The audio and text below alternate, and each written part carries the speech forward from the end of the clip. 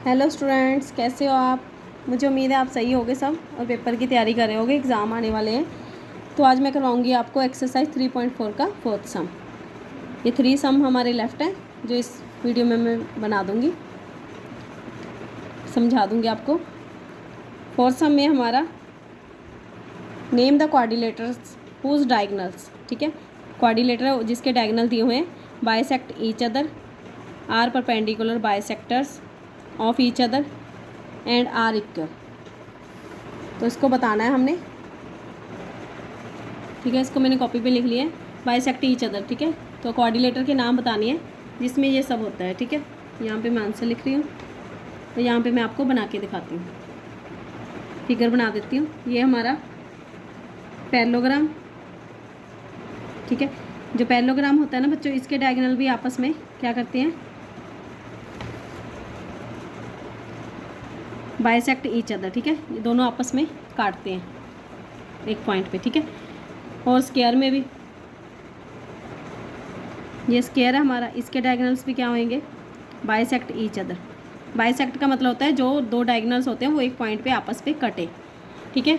Square में भी cut रहे हैं। और ये हमारा रोम्बस है, रोम्बस के डायगोनल्स भी आपस में कट रहे हैं, बाइसेक्ट कर रहे हैं एक पॉइंट पे, ठीक है। पैरेललोग्राम हो गया, रोम्बस मैं नाम लिख देती हूँ आपको, पैरेललोग्राम,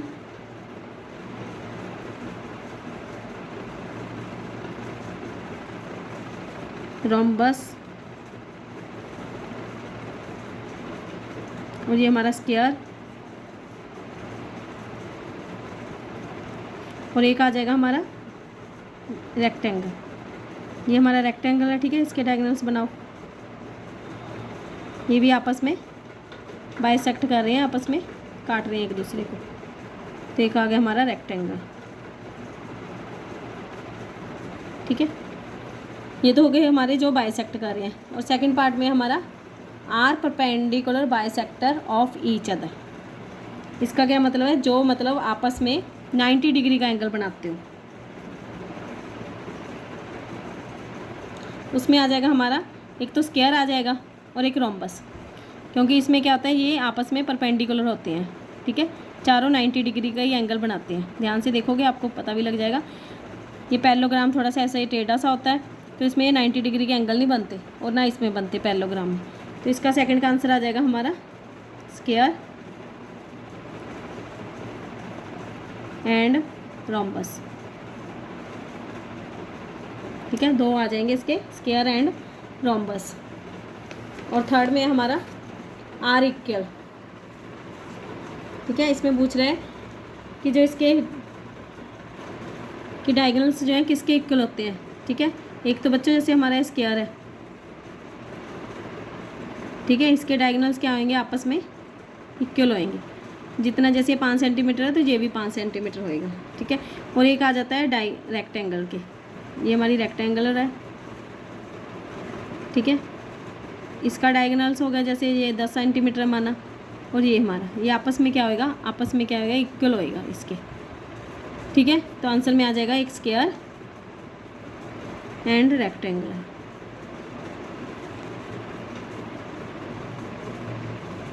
ठीक है। तो चलते हैं नेक्स्ट सम की ओर। फिफ्थ सम में हमारा explain why rectangle is a convex quadrilateral, ठीक है। कॉन्वेक्स क्वाड्रिलेटर आपको पता ही होगा, जिसके डायगोनल्स अंदर की तरफ बन रहे हो, ठीक है। वो क्या होता है हमारा कॉन्वेक्स क्वाड्रिलेटर। जैसे मैं आपको ड्रा करके बताती हूँ, ये हमारा रेक्टेंगल, ठीक है। इसके जो डायगोनल्स है ना,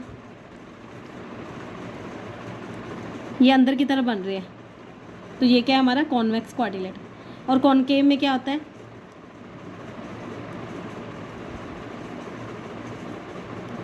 कॉनकेव में हमारे जो डायगोनल्स है ना, ये बाहर की तरफ बनते हैं, ठीक है। जैसे इसका एक डायगोनल ये हो गया और सेकंड डायगोनल ये हो गया, तो ये जो है हमारा कॉनकेव डायगोनल्स बन रहे हैं, कॉनकेव क्वाड्रिलेटर है। लेकिन ये रेक्टेंगुलर की बात करें कि रेक्टेंगुलर कॉन्वेक्स क्वाड्रिलेटर क्यों है, क्योंकि its diagonals are lie in the interior. तो ये हम आंसर में लिख देंगे, ये कॉन्वेक्स है, ठीक है। ये कॉनकेव, ये मैंने वैसे ही आपको एग्जांपल दी है ठीक है। ये तो कॉनकेव है, ये कॉन्वेक्स है। इसकी आप चाहे दे सकते हो, बना भी सकते हो, इसको चाहे शो कर सकते हो ऐसे, ठीक है। तो इसका आंसर में हम लिखेंगे बोथ, इसके बोथ मतलब दोनों डायगोनल्स जो है, बोथ ऑफ इट्स डायगोनल्स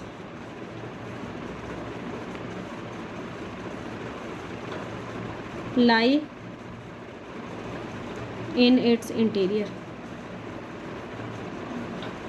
मतलब इसके एंगल जो है अंदर की तरफ लाई करते हैं, ठीक है।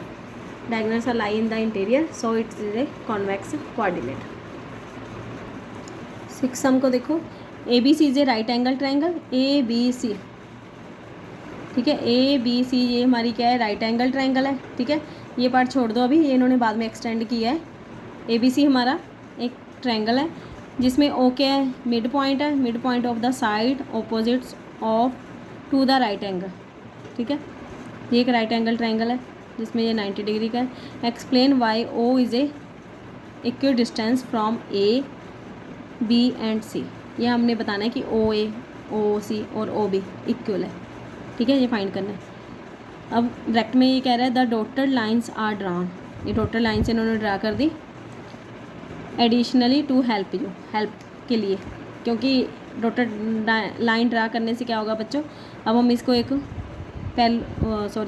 रेक्टेंगल की शेप में है ना, ये रेक्टेंगल बन गया है, तो इसमें हम रेक्टेंगल बना के उसमें हम बताऊंगी मैं आपको कैसे करना है। ये देखो, ये हमारी फिगर है जो मैंने ड्रा कर ली है, ये ए बी सी हमारी ट्रायंगल है और ये रेक्टेंगल बन गया है। तो इसमें हम सबसे पहले लिखेंगे A B C D is ए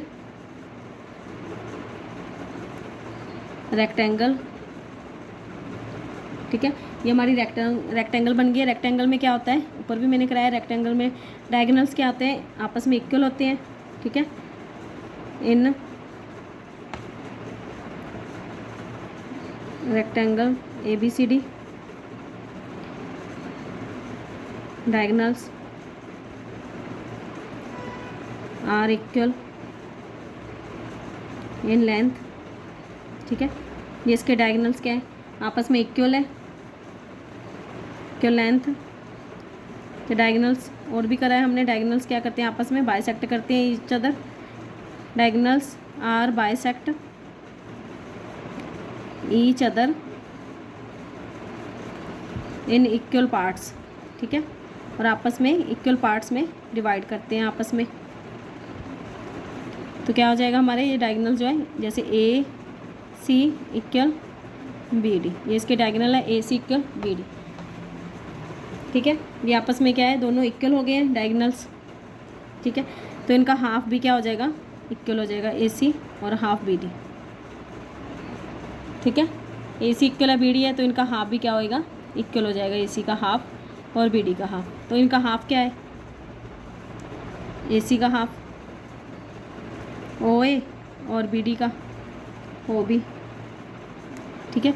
ये दोनों इक्वल हो गया, चाहे ये, इसलिए ये भी, चाहे ये भी लिख सकते हैं, ओ ए की जगह ओ सी इक्वल है ओ बी की जगह ओ डी, ठीक है, क्योंकि इक्वल पार्ट्स में डिवाइड कर रहा है। ये चारों हो गए हमारे, ये भी इक्वल है, ये भी इक्वल है, इसी को लिखा है बच्चा, ध्यान से देखो। ये डायगोनल है ए सी और बी डी, इनका हाफ कर दिया मैंने, हाफ भी इक्वल है, ओ ए हाफ और ओ बी, ठीक है। हाफ ए सी कितना है, ओ ए और ओ बी, बी डी का हाफ और इसका लिख दिया, ठीक है। तो ये चारों भी इक्वल हो सकते हैं आपस में, ओ बी इक्वल ओ सी इक्वल ओ डी, इन्हीं दोनों को लिखा है मैंने, ये चारों इक्वल हो गए, ठीक है।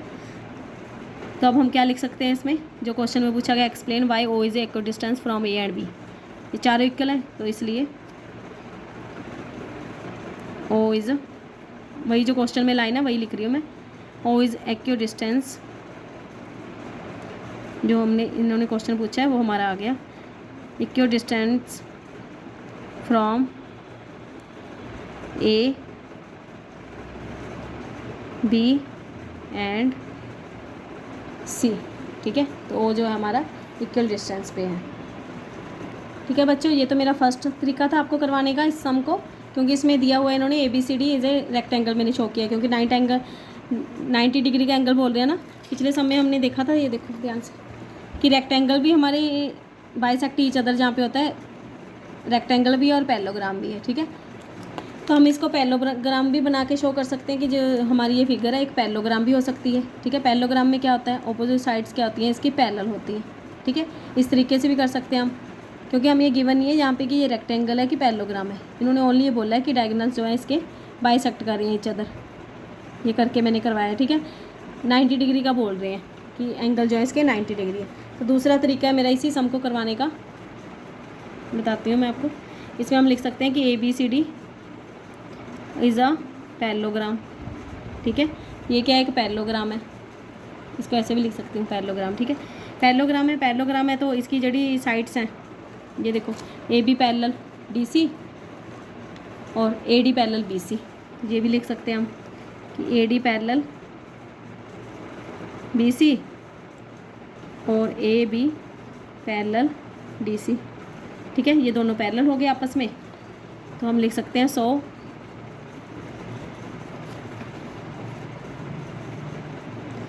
इन अ पैरेललोग्राम ABCD। जो पैरेललोग्राम में क्या होता है, अगर ऑपोजिट साइड्स ये पैरेलल हो ना आपस में, तो mid point of diagonals equal हो जाते हैं। ठीक है, जो हमने शो करना है इसमें, तो हम लिखेंगे द मिड पॉइंट